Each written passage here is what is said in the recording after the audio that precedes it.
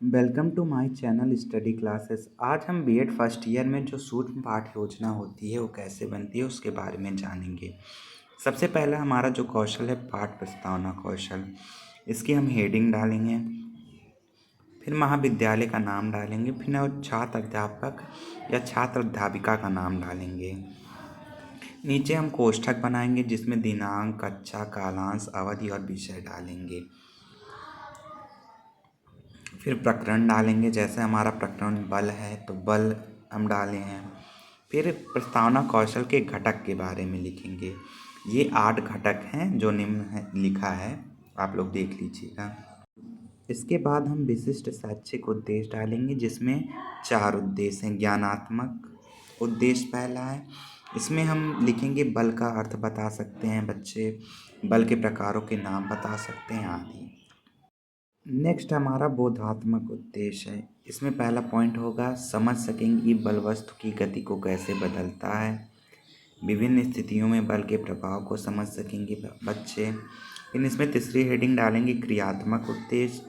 फिर चौथी हेडिंग अनुप्रयोगात्मक उद्देश्य, और इसमें 2-2 पॉइंट हम लिखेंगे।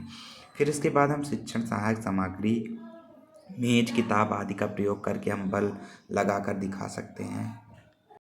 नेक्स्ट हेडिंग होगी शिक्षण विधियाँ, जिसमें हम 2 विधियों का प्रयोग किए हैं, प्रश्नोत्तर विधि और प्रदर्शन विधि। इसके बाद हम हेडिंग में डालेंगे पूर्व ज्ञान। फिर आपने जैसे मैंने लिखा है बच्चे अपने दैनिक जीवन में दरवाज़ा खोलना बंद करने, गेंद में बल लात मारना, धक्का देने का अनुभव रखते हैं। सेम यही लिख देना है आप लोग को।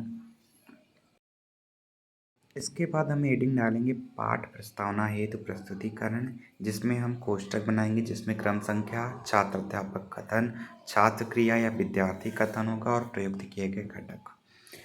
तो इसमें हम